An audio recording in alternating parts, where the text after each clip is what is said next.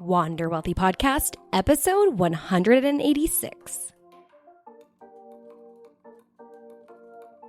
Well, hello, my friends. Welcome back to another episode of the Wander Wealthy Podcast. If you're new here, my name is Tess.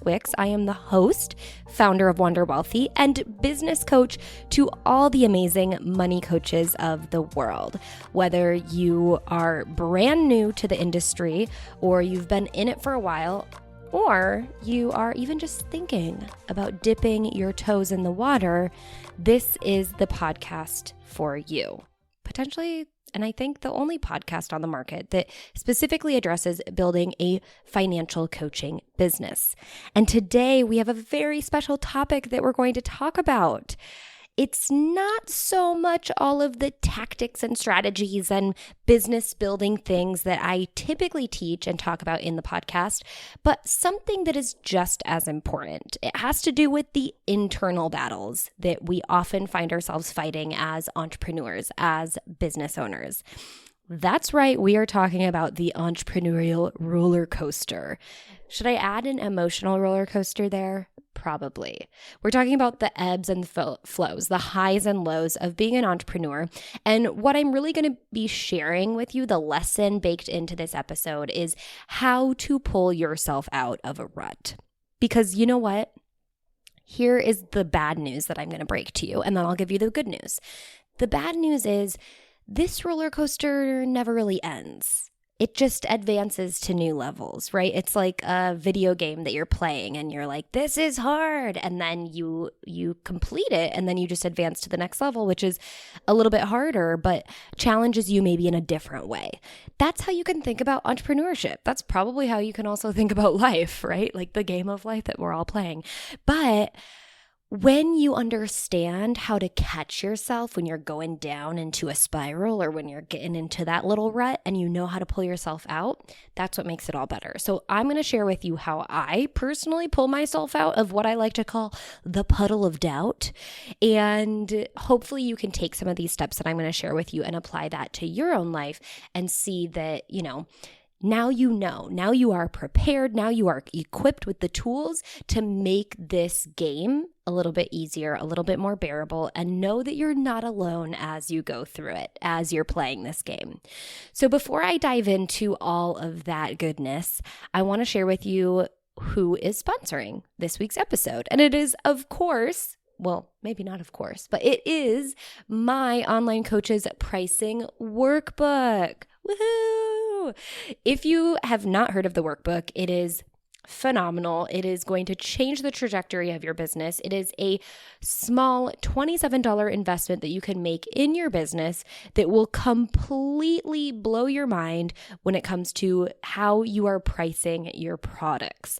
And just like with the entrepreneurial roller coaster, if I can remove one small seed of doubt, which a lot of entrepreneurs, I know I faced this when I was getting started with my money coaching business, a big piece of doubt for me was, am I pricing my coaching package appropriately? Are people even going to pay money for this? How do I know how much to charge? I've never even hired my own money coach. What do people pay for this stuff? And so that was such a big doubt gremlin that I had that would then prevent me from making any money ever. And so I know that you might be facing that as well. And if I can make that doubt gremlin go away for you, I know things will change in your business. So let's at least remove one little seed of doubt so that we can also work on all the other potential seeds of doubt that could come up in other aspects. But I do think the workbook can help you not only with the price, but also with selling, because I share with you the big mistakes that I see a lot of money coaches making, plus some of my best sales tips. It's all in the workbook. So head to wanderwealthy.com/workbook to get your hands on it. Like I said, it's a very low investment of $27. And here's what I'm going to do. If you go ahead and leave a rating and a review on iTunes for the Wander Wealthy podcast, you take a screenshot and you email me tess@wanderwealthy.com, send me an email with your screenshot and just verify that that is you and you are it and you have left this review, then I will actually send you the workbook for free. How about that? Ratings and reviews for the podcast really help it grow. They really help the podcast get seen by more eyes. It helps get the podcast into more money coaches, podcast players, I guess, recommended. And, it just helps the podcast grow in a way and get seen by more people. And so if you can help me with that, I will help you by giving you the workbook for free. Otherwise, if you're like, you know what, that's a lot of effort, which by the way, it's not. But if you're not ready to go down that route, you can pay $27 at wonderwealthy.com/workbook. All right, now with all that out of the way, let's dive into this week's episode where we're going to talk about the entrepreneurial roller coaster and ultimately how to pull yourself out of a rut. So I'm guessing that we've all of us in this room, we've all seen that day in the life of an entrepreneur meme. And if you haven't, I'm going to throw it up on the show notes. So head to wanderwealthypodcast.com/podcast/episode 186, okay? And you can see the meme that I'm talking about. But it's ultimately just, a graph that shows the ebbs and flows, the ups and downs of being an entrepreneur, where 1 minute you're super excited about the day and what you're going to be working on, and the next minute you realize, maybe it's a bit harder or more time consuming than you thought. So you're like, this stinks. And then an hour or two later, you figure it out. Maybe you hit like a technological glitch or something, and you figure out the problem and you feel on top of the world because you're like, finally, I'm ready. This is going to be great. And then for whatever reason, you crumble into a whirl of negative emotions about whether anybody really wants what you're even building or, whether anyone's going to find it. And you just spent so much time working on it. And the journey continues. It's an up and down battle of really high highs and pretty low lows and anywhere in the middle. And this is what we call the entrepreneurial roller coaster.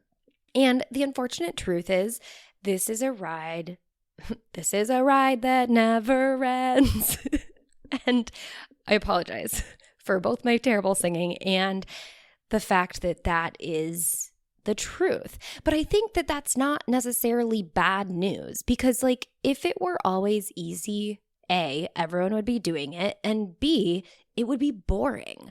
Us as humans, if we're not growing, we're dying, right? And so if we're not challenging ourselves and we're not advancing to the next level, then things just kind of fade out and we either become irrelevant, or the work that we're doing becomes monotonous and we become disinterested. And so it's either you get the ups and the downs or you don't really get anything at all. And so I would much rather take the ups and the downs. And you know what? Again, I'm going to circle back to this. I'm going to teach you how to manage that so that it becomes a little bit more bearable. So you can expect that this is a ride that never ends, but you also know how to deal. Okay, so this entrepreneurial roller coaster, it can happen on a daily basis. It can happen throughout a week. It could happen over the course of a month, or it can even happen in seasonal ways, right? Maybe you are launching your program and you're really excited about it, and then you have some doubts about it because you're in the middle of the launch and maybe you're not hitting the numbers you wanted, or maybe you hit all the numbers you wanted, but then you're like, oh my gosh, I have to now take the responsibility of helping all these people change their lives financially. And you see what I mean. Or maybe, a client doesn't respond or doesn't get back to you. There's so many different things that happen that we are faced with the reality of dealing with the emotions in that moment.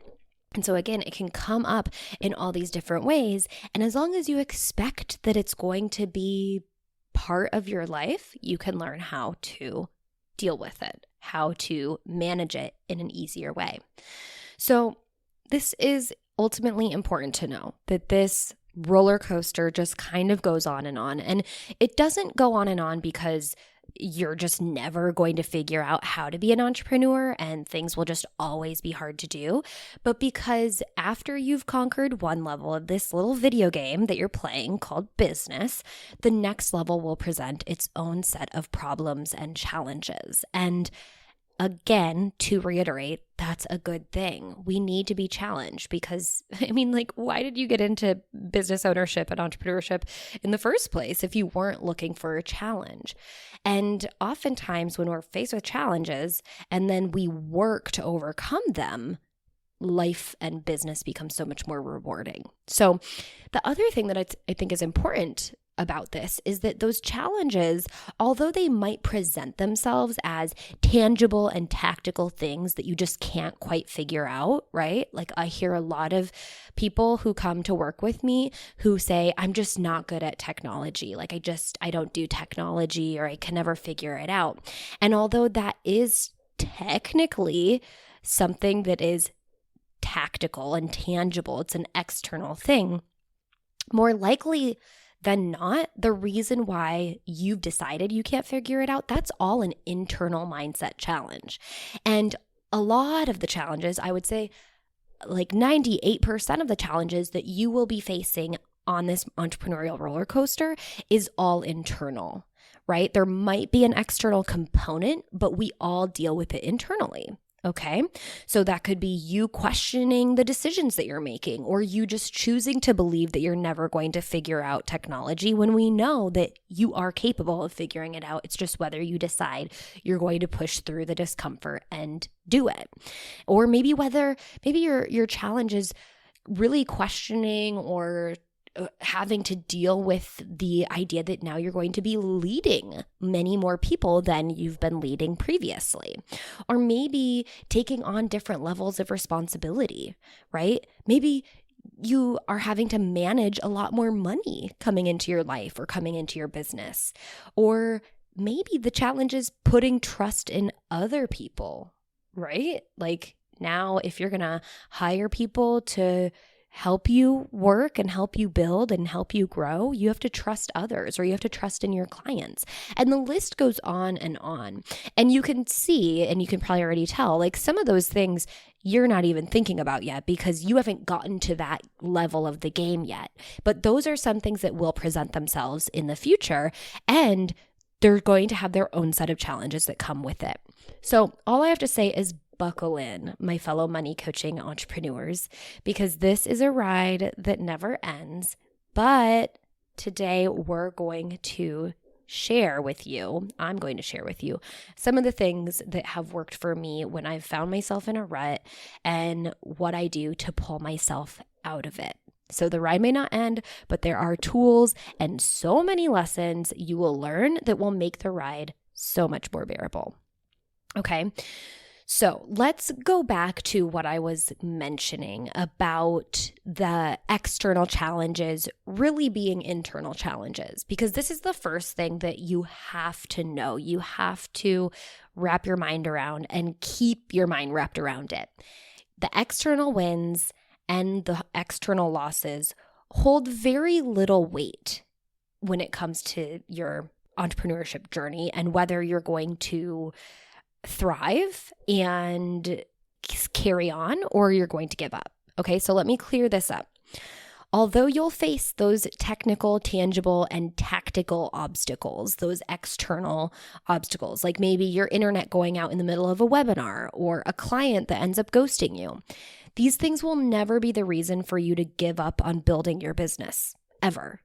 Right? You'll be like, okay, that was something external and I can go and fix it, as long as you believe you can fix it. Of course, if you choose to believe that you're not good at technology, then it's going to be very hard for you to build an online coaching business, right? But I know that anyone can be good at technology. Just like you know, right? Just like you know that anyone can be good with money. So if you are a money person, which if you're listening to this podcast and you're not a money person, I'm not really sure what you're doing here, but if you are a money person and you believe in your bones that anyone can really be good with money, right? It just takes some coaching. It just takes some educating. It just takes some training and their own mindset to be in the right place for them to choose and decide, yes, I can be good at money.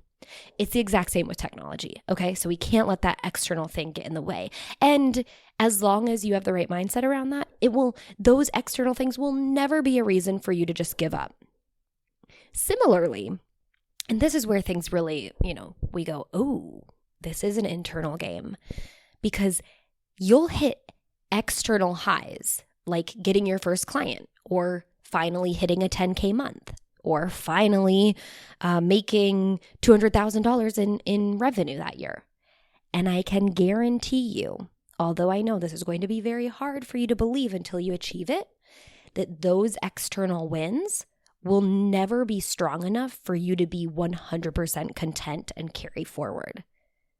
And I know that sounds a little bit weird, but the external wins never make you feel internally confident, because you'll either believe that it's a fluke, or you'll be doing it but maybe not really enjoying the work, or, there's all these other internal battles that you have to be okay with that typically produce those external wins. But we have to also know that the external wins don't always make us internally content or happy or fulfilled. So at the end of the day, it's never the external circumstances that make us internally motivated to keep going or to throw in the towel. It's the meaning that we add to those external circumstances that lead to either our demise or our fulfillment and our ability to persevere. So what I'm saying here is that you get to choose how you want to ride this roller coaster, because your mind chooses how it wants to apply meaning to any given situation.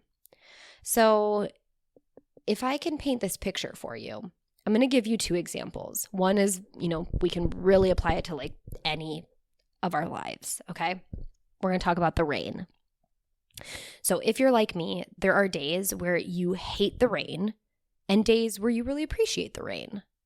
And the circumstance of a rainy day is the fact that doesn't change here, okay? It's a day and it's raining outside.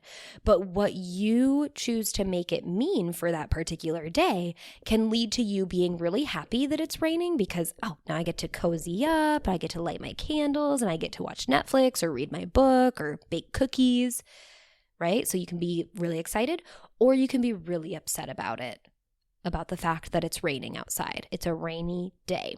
Okay. Usually this is a result of us having expectations of how we initially wanted to spend the day. Okay. Expectations. That's a big thing. Or maybe it's just based on how you want to personally feel that day. And that's also expectations we put on how we want to feel that day. And what you do is you let the external circumstance fit into the meaning that you want to give the day, or you want to put meaning onto that circumstance, the fact that it is a rainy day. So we do this so often. We give meaning to external circumstances just to further validate how we want to feel that day, or anything else, to validate literally anything. Okay, so we have that example where we choose to feel and think about the exact same thing, a rainy day, in two different ways. And yes, those can be impacted by our own expectations. But again, our expectations are thoughts that we put onto the day. Like we have an expectation of how we want the day to go or how we want to feel that day. And then we give meaning to the fact that it's raining, whether that's a good thing or a bad thing. So that's one example so that we can have a baseline. But another example that's much more, relevant to business, building a business, and how certain things can impact us emotionally, but how we also get to choose the way that we think about it, is the second example where you launch your money coaching program, and in 2 months, you get your first 5 clients, and you're elated. You get to work one-on-one with 5 ideal clients and help them completely change their lives. You're making money and you're doing something that you love, and this is awesome. Okay, fast forward 2 years, and you're used to having 20 clients that sign up during a launch period or that you're working with at any given time. But we'll specifically say that, sign up for a launch period. And now it's 2 years forward and you launch, and in 2 months, you get 5 clients into your program. How do you think you'd feel in this situation? Probably gutted, right? because you're comparing where you're at now to where you used to be, and you're expecting, there's that word again, expectations. You're expecting things to be different. So you're gutted. Maybe you're feeling like a failure. You're flooded with doubt and questioning, what did you do wrong? Or why, what's wrong with me? And all of these meanings that you're telling yourself that you're applying to this circumstance. And the reality is that this situation is the exact same as it was 2 years ago. You had a 2-month launch window. You get to work one-on-one with 5 new ideal clients and help completely change their lives, right? The only difference of this circumstance is we're 2 years into the future, and you have different expectations. You're still making money. Possibly you're making even more money now with these 5 new clients because we are 2 years into the future, and maybe with the same number of people, you actually have increased prices. But because you've applied context to the situation, right, you've put expectations that have definitely changed over the 2 years, this is what causes you to add meaning to the results. And don't get me wrong, 2 years ago, when you got those 5 clients, you also added meaning to it, right? Remember, you were elated. You're doing what you love. You're so excited to work with them. You feel accomplished probably. And now 2 years later, you feel almost the exact opposite. Yet you still made money. And again, you probably made a little bit more than what when you did 2 years ago, did the same exact numbers. So you made it mean something bad about yourself. So this is what we do. As entrepreneurs, we take external circumstances and we apply meaning to it. And it'll either be something, that means something really awesome about ourselves. But so often, we apply meaning that is negative. Even for our wins, even for getting 5 clients, we can still apply negative meaning. Even hitting that 10K month, we can still apply negative meaning. And this is what we have to be very careful about. Okay? So this is what we have to do in order to pull ourselves out of a rut. Here is your very first step. You need to get used to identifying what you're making things mean. And how you can do that is first start off with going, okay, how am I feeling right now? Like, when you're in the rut, when you're down in the I don't know what it's called, the valley of the roller coaster, I guess we'll say that. Because I absolutely know when I'm in that. And what I call it is the puddle of doubt. I always go to my husband if I'm, maybe it's when I'm in the middle of a launch and I'm just like overwhelmed. This happens a lot when I'm in the middle of the launch. Is like, I'm really excited at the beginning, and then we're getting some clients in, but maybe it's moving a little slower than I thought, or maybe it's moving faster than I thought, right? It doesn't even matter what the situation is. I'll find myself at some point in a puddle of doubt. And I go to my husband and I'm like, I'm in a puddle of doubt. I don't know what to do. And he's really good about pulling me out of it. And I am also really good at using some of my tools to pull myself out of it. But I'm telling you, you're not alone. You're not the only one this is happening to.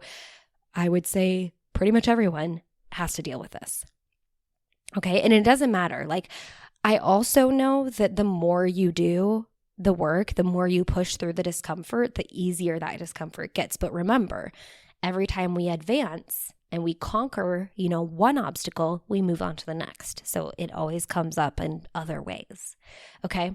So what you first have to do is tap into, okay, what am I feeling? Usually for me, I'm in a puddle of doubt and I have to go, okay, what is it that I'm choosing to feel doubtful about?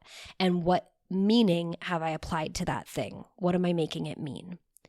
So to use our examples again, going back to this is what you would do. For example 1, you might be saying to yourself, it's a crappy day today, right? And that's what's like putting you in a bad mood because you're looking out the window and you're going, oh, it's such crappy weather. This sucks, right? And it's a rainy day. So the facts are it's raining outside. It is a rainy day.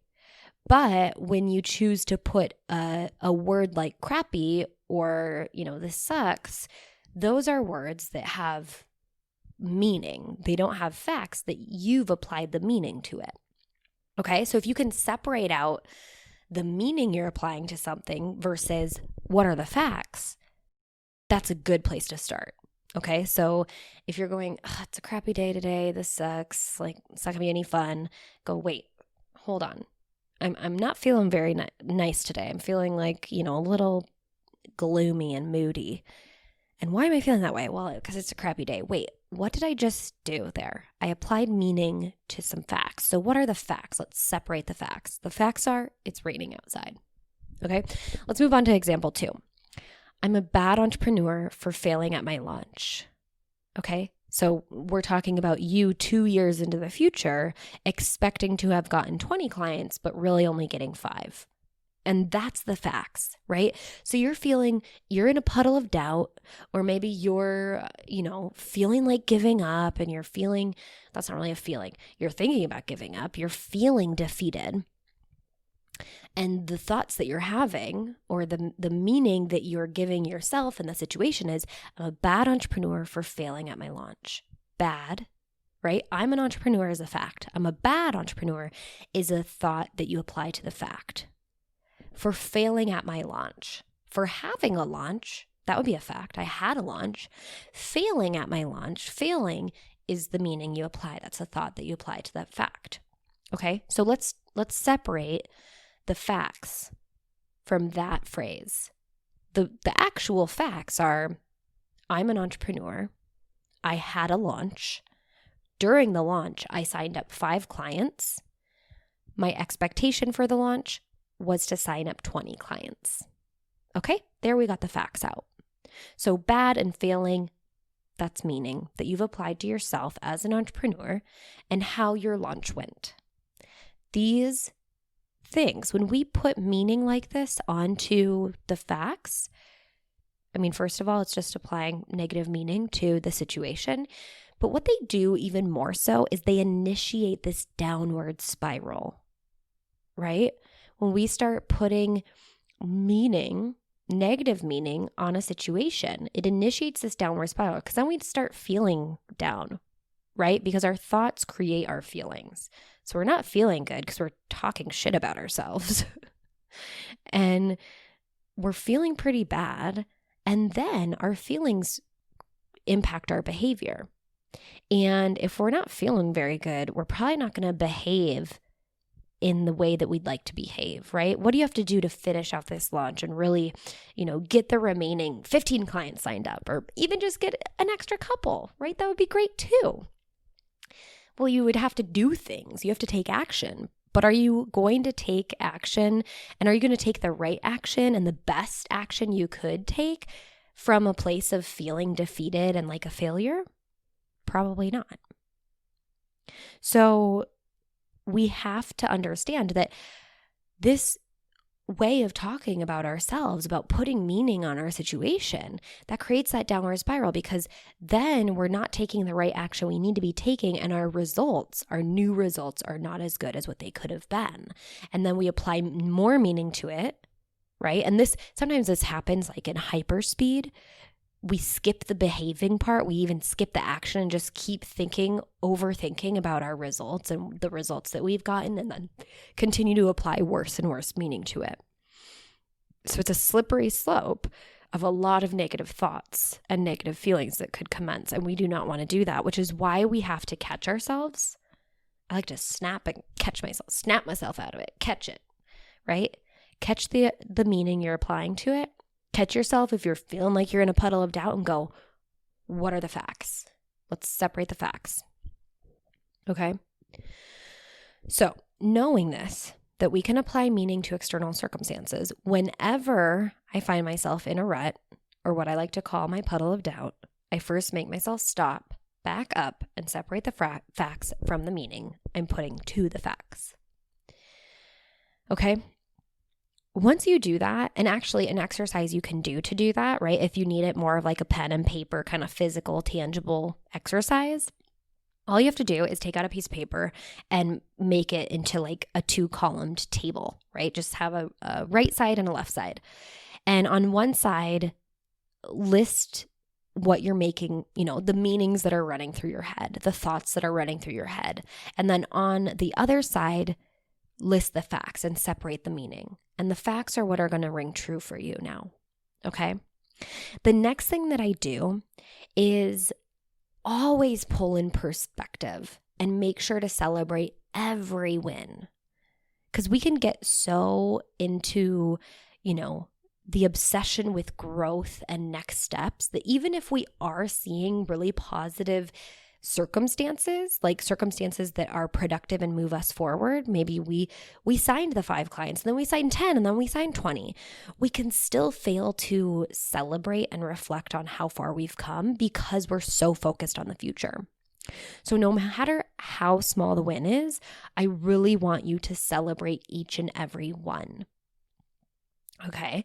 And I also want you to give yourself some perspective, especially if you're looking at a situation where you're feeling a little bit defeated or a little let down by your own performance. I want you to create perspective for yourself and look back and see how far you've come.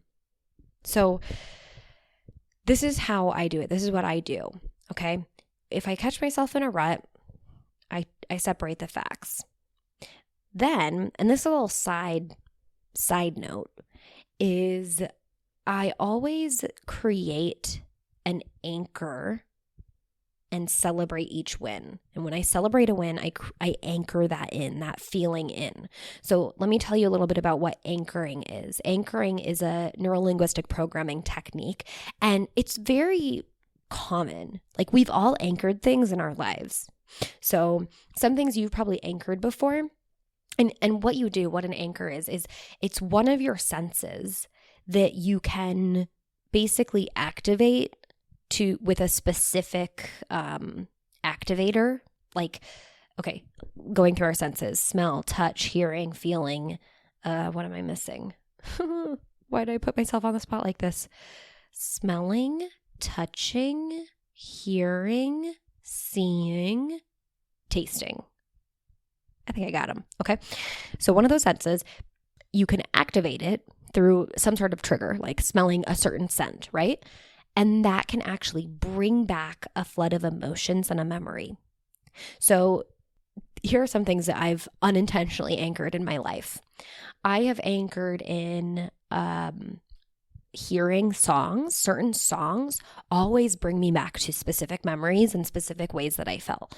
So as an example, like my first middle school dance, the Yin Yang Twins, and what was the Shake It Like a Polaroid Picture by Outkast? That song is so anchored in me so deeply because it was like huge when I was in, I think, 7th grade, and they would always play it at these middle school dances, and I always like get really giddy and excited because I remember when I was in 7th grade, I just like wanted to dance with my crush, and all the boys would like sit up in the bleachers and not dance. But I always like bring myself back to our weird, really old school middle school gym and those dances and that feeling. That's anchored in me because that song was just like on repeat for us, right? Another example is anchoring a scent. You might have had a crush on someone. I know that I did. Actually, this isn't necessarily a crush story, but when I was in high school, my friend and I did a science experiment on pheromones. And we remembered this really cute guy in our school wore this certain type of cologne. And so we asked him what it was. And then we were like, okay, we're gonna use this cologne. And we were talking about perfume and colognes and how they alter pheromones and stuff. But that scent always brings me back to, like, again, it's kind of a giddy thing because these are like when you're in the middle of puberty and you're like, hormones are so all over the place. Like, I feel like that's when anchoring can be really strong. But this is how anchoring works, is you can anchor in feelings and memories that then you can always activate at a later date, which is really cool. So anchoring takes place through repetition and through the strength of it all. So because I had, crazy hormones during these teenage years, I definitely anchored in some big things. But we can also anchor in things as adults. We can anchor things, and the easiest way for us now is to anchor something physically. So there's certain points on your body that you can just touch and anchor through physical touch. So we like to do that when we do NLP. We like to do that on the knuckles, because you're not just always going around tapping your knuckles all the time. And so on my left hand ring finger knuckle, I've actually anchored in the feeling of abundance. And actually, every time I make a sale, or every time one of my clients makes a sale, I press and stack onto my abundance anchor to make that even stronger. So every time I'm feeling like, oh my gosh, I'm on top of the world, I can do this, this is amazing, let's go, let's change lives, I anchor that in. And that feeling is now a part of me, right? Because every time I've touched my knuckle there is because of a result of, this experience that I'm having, this memory that I'm reliving, and I'm anchoring that in. So what's really cool though, is you can also activate the anchor, especially when you want to change the way you're feeling. So if I'm in a puddle of doubt, I go to my abundance anchor and I remind myself how important my work is, how I can feel amazing and abundant, and how people do want to work with me, and how when I work with my clients who are money coaches and they get clients, that also feels amazing for me. And I remind myself of that, because I love to see how there's a ripple effect of us changing lives here. And so that's kind of a side note, is if you can find something to anchor, and we like to anchor it in NLP, we like to anchor on with physical touch and on our body, so that we're always carrying our anchor around with us. But another thing that I know a lot of people do is they'll actually play the same song every time they get a sale, or every time, a client delivers an awesome testimonial or really good news, right? That feeling, you can bottle it up and you can anchor it to a song. You could anchor it to a scent too, but the point is you also want to be able to access it at a later date. So there's the difference between anchoring it in and then activating it. When you're experiencing the feeling you want to anchor, you anchor it in, or you stack it on your anchor. When you want to activate it, you just activate it when you want to feel that feeling. But right at the moment, you're probably like me, in a puddle of doubt. So anchoring is such a strong technique. And if you have access to an NLP practitioner, I would highly recommend you ask them to help you anchor in the feeling of abundance, or the feeling of gratitude, or the feeling of fulfillment or achievement, right? And you can actually anchor all of those, if you want, onto one part of your body, or onto one scent, or onto one song. So I love to create an anchor, because the moment I separate the facts from the feelings and the meaning that I'm applying to it, once I kind of get clear on that separation, then I will activate my anchor to put myself into a different state of mind. Okay. And then simultaneously, or right after that, I will go and write out my perspective, right? How far have I actually come? What have I achieved in the last 6 months? Maybe my 5 clients that I got during this launch, maybe that's not, maybe I wanted to get 20, but dang, that is 5 new people where I get to change their lives. And by the way, also look how far I've come in the last year, or in the last 6 months, or in the last 5 years.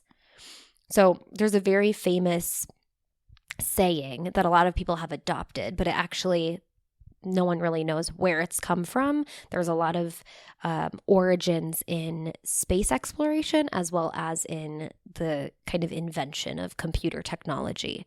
But what it talks about is that we often overestimate what we can accomplish in a year and underestimate what we can accomplish in 5 or 10 years. And I think that's why entrepreneurship can feel so hard, and why so many people give up too early, right? Just like investing, in my opinion, you never fail, you never lose until you sell. You never fail, you never lose until you give up. But because we think, oh, 1 year from now, I'm just going to be on the top of the world. I'm going to be hitting 6 figures like everyone says that I can, or I'm going to be making $1 million.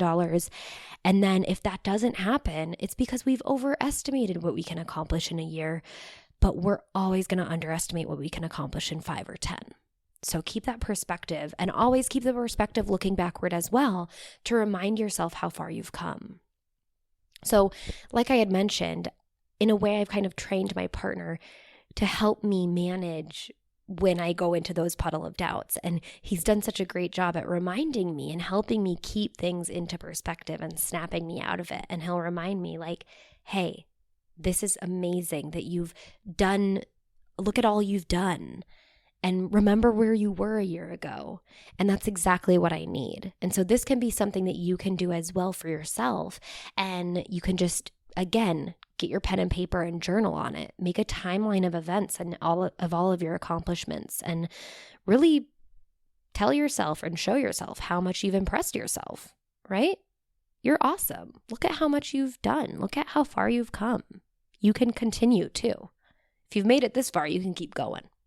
Okay, so once I've impressed myself, I'll go through one more exercise that, again, can have a journaling component. And the exercise is really about hindsight, because we all know hindsight is 20/20. And some of those things that you reflected on for how much you've impressed yourself in the past 6 months or the past year or the past 5 years, all those successes probably had their own trials and tribulations as well. And the reason why you've impressed yourself so much is because you've been able to overcome, right? Challenges are there so that we can feel fulfilled and we can feel good about how far we've come and how we overcame it and enjoy the journey along the way. So now I want you to take yourself into the future. In the Wealthy Coach Blueprint, we call this tapping into your future you, or your you 2.0. I tap into Tess 2.0 when I need to do this. And as that person, let's say 2 years from now or 5 years from now, look back to where you're at now and write to yourself. Remember, there's no such thing as failure. So even though you might right now be feeling like a failure, there's no such thing as failure. Only feedback. So get the feedback. What did you learn from this experience? What did future you learn from this experience? And now that hindsight is 20/20, how does your future you really feel about this experience? Are they sweating the small stuff? Probably not. Probably they're thankful for this period because it brought you closer to your goals. Right? When you today look back at, the things you've accomplished in the past and the obstacles you've overcome in the past, you're probably like, oh my gosh, I used to think that was such a big deal and it is not. Right? So just remember that, what you're facing today is real. Your feelings are valid. It's not your fault, but it is your responsibility to move forward. So how can you take yourself into the future, write yourself a letter today to remind yourself how you don't have to sweat the small stuff, or how this is going to be something that you will be grateful has happened so that you could rise above, or that you could tweak and improve so that you could get this feedback and move forward. So to recap, here are the steps we need to take. First, separate the facts and circumstances from the meaning that you're adding to them. Okay? Second, create an anchor. If you have access to NLP tools, you can anchor in a positive state so that you can activate it. And this is specifically helpful when you're feeling down. Third, impress yourself by reviewing your small and big wins to date. Okay? Do a little review of what you've accomplished and go ahead and just impress your dang self. And 4, write a letter to yourself today from your you 2.0, from your future you, to let yourself know how you're grateful for this experience or what you've learned from this experience and how it makes you stronger. Okay? The tricky part about all of this is that our mind is so strong and it's hardwired to protect us from our fears and keep us safe from threat. And whether that's a real threat or one we've imagined, it's going to make us want to run the other way. So when you're feeling in the depths and the lows of the entrepreneurial roller coaster, it can be difficult to pull yourself out. But you're on the path to building your own money coaching business, and things are going to come up.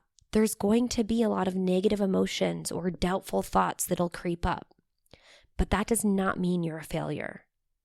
And you can pretty simply turn these things around if you can get in control of your mind. So if you have to start and you have to practice and just take baby steps, start with the first step. Separate the facts from the circumstances. And the more you do that, the better you'll get at it, and you can move on from there. Okay? The more that you can expect and anticipate that this roller coaster is just going to continue and be a part of your journey, the better you'll get at managing your emotions, and you'll get better at that by managing your thoughts about the results and the circumstances that have been created in your life, specifically as it relates to your business. Okay? So you got this. And if you want to get any level of doubt around your pricing in place, then I invite you to check out the Online Coaches Pricing Workbook. You can head to wanderwealthy.com/workbook. Don't forget, if you want to get the workbook for free, you can write a review and rate this episode in iTunes. So or maybe it's not this episode, it's the podcast. So find the Wander Wealthy podcast. Go ahead and leave a rating and a review for me. Take a screenshot and email it to me, tess@wanderwealthy.com. And as long as everything checks out, then I will give you access to the Online Coaches Pricing Workbook for free. Otherwise, just head to wanderwealthy.com/workbook. Again, if you want to get at the show notes of this episode, head to wanderwealthypodcast.com/podcast/episode 186. And until next time, I hope you wander wealthy.